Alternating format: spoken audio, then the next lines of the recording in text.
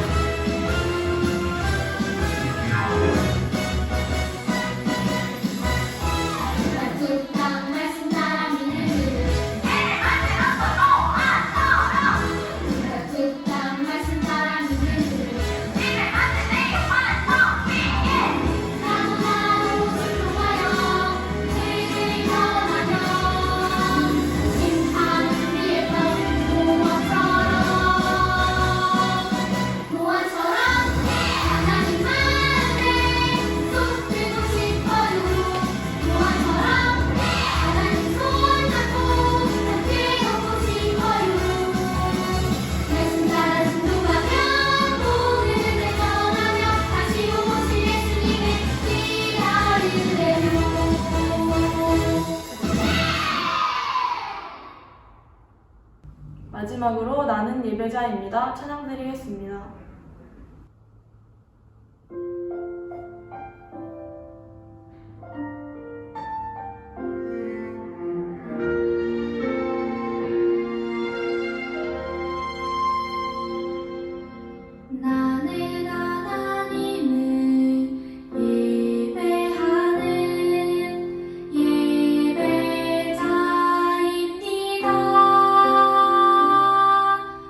내가 서 있는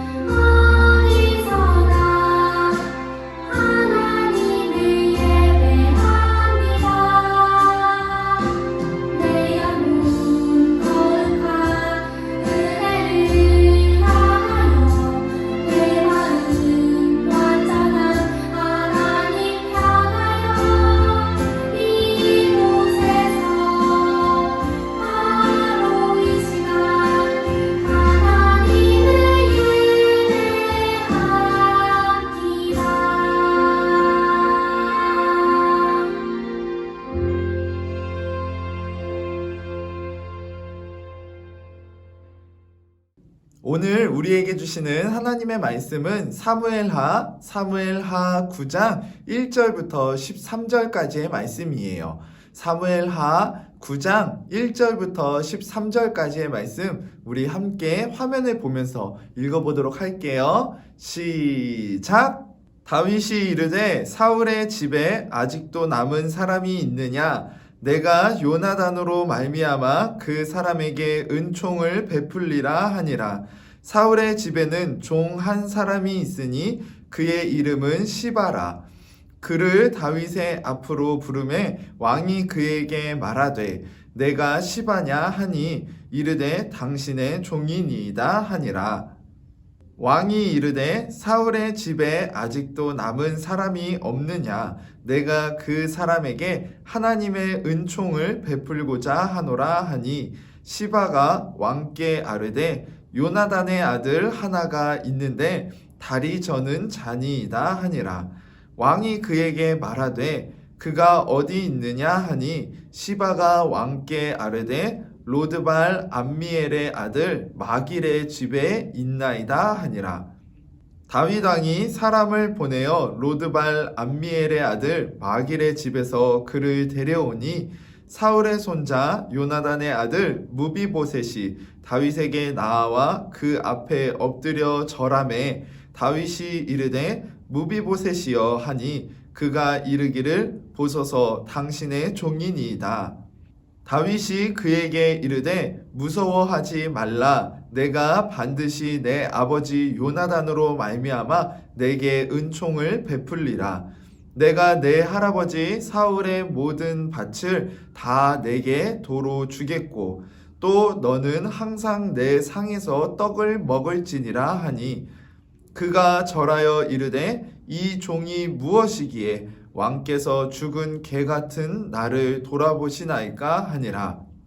왕이 사울의 시종 시바를 불러 그에게 이르되 사울과 그의 온 집에 속한 것은 내가 다 내 주인의 아들에게 주었노니 너와 내 아들들과 내 종들은 그를 위하여 땅을 갈고 거두어 내 주인의 아들에게 양식을 대주어 먹게 하라. 그러나 내 주인의 아들 무비보셋은 항상 내 상에서 떡을 먹으리라 하니라. 시바는 아들이 15명이요 종이 20명이라.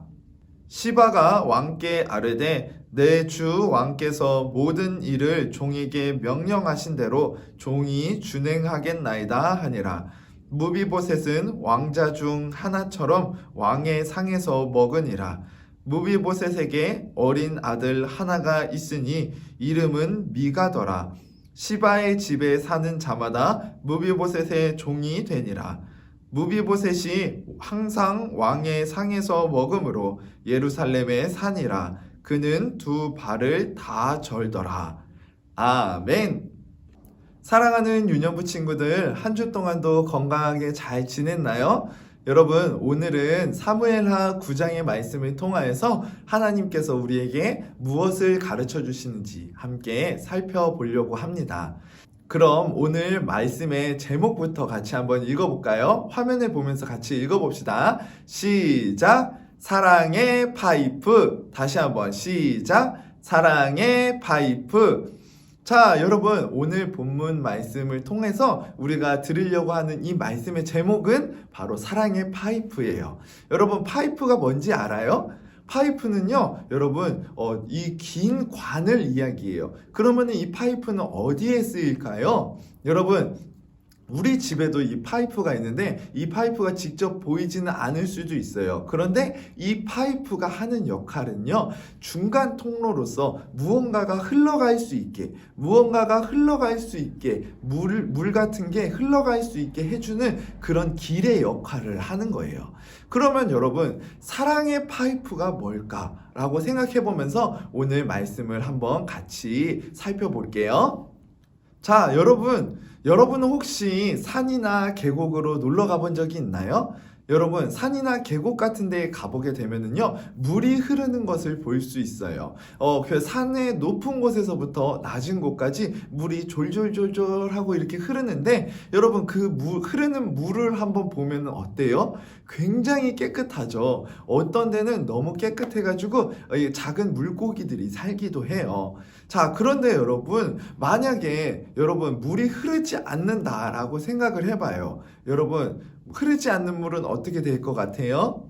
흐르지 않는 물은요 썩게 되어 있어요. 어떻게 된다고요? 썩게 되어 있어요. 그러면은요 이 물은 더 이상 깨끗한 물이 아니고요 그 물에서는 너무 냄새가 많이 나고 여러분 이 물은 더 이상 사용할 수 없는 물이 된다라는 거예요. 자, 이렇게 물이라는 것은요, 흘러오는 곳이 있으면 어딘가로 또 흘러가야 돼요. 그래야 여러분 깨끗한 물, 살아있는 물이 될 수 있는 거죠. 여러분, 이것처럼요, 여러분, 하나님의 은혜도 마찬가지예요. 하나님의 은혜가 우리에게 흘러 들어왔다라면요, 이것을 우리는요, 또 어딘가로 흘려 보내야 돼요. 자, 그러면은 어떻게 해야 하는가? 라고 했을 때, 오늘 본문을 보면서 한번 같이 찾아볼게요.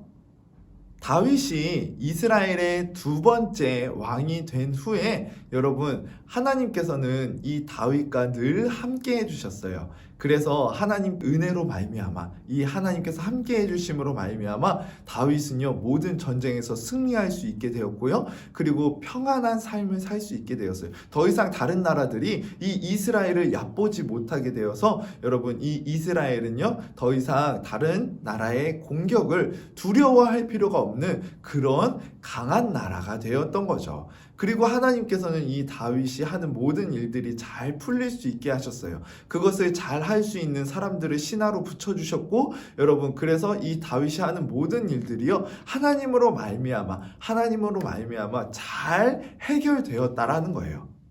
자, 이렇게 평안하고 행복한 가운데 다윗은요 하나님의 은혜에 대해서 다시금 기억해 보게 됩니다. 여러분 많은 사람들이 어려운 시간들을 지나서 이제 모든 것이 잘 해결되었을 때 여러분 이 전에 있었던 어려운 일들을 기억하지 않으려고 하는 사람들이 많아요. 그런데 다윗은 하나님께서 함께 해주신 그 모든 과정들을 다시금 생각해 보게 된 거예요. 그리고 여러분 그런 가운데에서요 다윗이 이렇게 하나님의 은혜를 돌아봤을 때 여러분 하나님께서는 다윗에게 어떻게 해주셨나요? 여러분 다윗이 원래 무슨 일을 하는 사람이었나요? 다윗은 원래 양을 치던 양치기였어요. 그런데 그런 다윗을 하나님께서 부르셔서 하나님께서 이 이스라엘의 왕으로 세우시겠다고 기름을 부어주셨어요. 그런데 여러분 그런 다윗의 삶이 굉장히 순탄했나요? 굉장히 모든 것이 잘 풀렸나요? 아니요. 다윗은요 사울 왕의 미움을 받아요. 이 사울 왕이요 다윗이 왕이 될 것이라는 것을 아니까 이제 이 다윗이 너무 미운 거예요. 왜? 자기의 왕의 자리를 빼앗을까 봐. 그런데 여러분 다윗은 전혀 그럴 마음이 없었어요. 왜냐? 하나님께서 사울 왕을 세우셨기 때문에 그 사울 왕을 밀어내고 왕이 된다라는 것은 다윗에게 옳지 않은 일이었거든요. 그래서 이 사울 왕은 다윗을 죽이려고 하고 이 다윗은 거기서 도망가는 이 오랜 시간의 이 도망자의 신세를 지게 됩니다. 그런 가운데 다윗은요 죽을 뻔한 경험도 여러 번 하게 돼요. 그러나 하나님께서는 늘 다윗과 함께 하셨고 그런 위기들에서 다윗을 구해 주셨어요. 그리고 하나님께서는 이 다윗을 이스라엘의 두 번째 왕으로 세우셨죠. 하나님께서 그를 인도하시고 붙드시고 하나님께서 그를 왕으로 세우시겠다고 하신 그 약속을 이루어 주신 거예요. 다윗은 이 하나님께서 함께 하신 이 모든 일들을 기억하고 하나님께 감사했어요. 그리고 이 다윗이 이 전에 있었던 일들을 돌아봤을 때 다윗에게 정말 감사한 사람이 한 사람이 있었어요. 그 사람은 바로 사울 왕의 아들이었던 요나단이라는 사람이었어요. 이 요나단은요 다윗을 너무나 사랑했어요. 그래서 이 요나단은 왕자였지만 이 자신이 왕이 될 것이 아니라 이 다윗이 왕이 돼야 맞다라고 이야기할 정도로 다윗을 너무나 사랑했었어요. 그래서 사울 왕은 다윗을 죽이려고 할 때에 이 요나단이 나서서 이 다윗을 건져 주었어요. 다윗을 위기에서 구해 주었어요. 그래서 이 요나단과 그리고 다윗은요 너무나 절친한 친구가 되었고 정말로 서로의 가족들을 지켜주고 도와주는 돌봐주는 그런 약속까지 하게 돼요.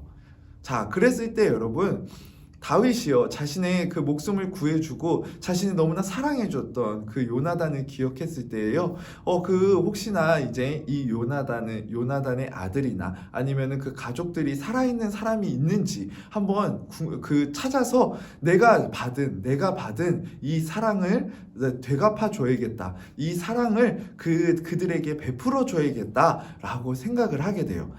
그래서 이 다윗 왕이요 이제 사울 왕의 가족들 중에 남은 사람이 없는지를 찾아보게 됩니다.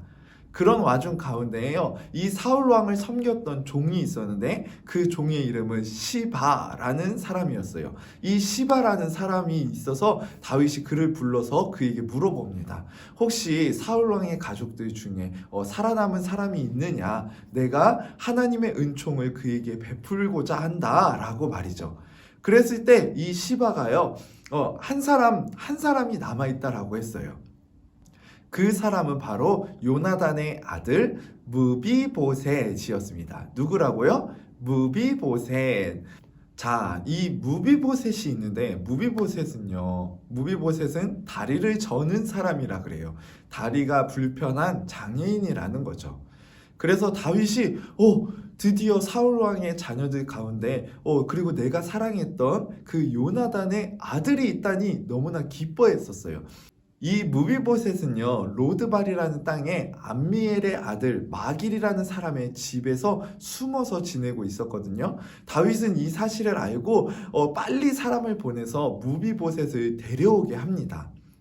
무비보셋이 다윗 왕 앞에 이제 왔는데요 무비보셋은 너무나 두려워하면서 무서워하면서 다윗 왕 앞에 엎드려요. 자, 여러분 왜 그랬을까요? 이 무비보셋은 왜 다윗 왕을 무서워했을까요? 그 이유는요 사울 왕이 이전에 이 무비보셋의 할아버지였던 이 사울 왕이 다윗을 죽이려고 했던 원수와 같았기 때문이에요.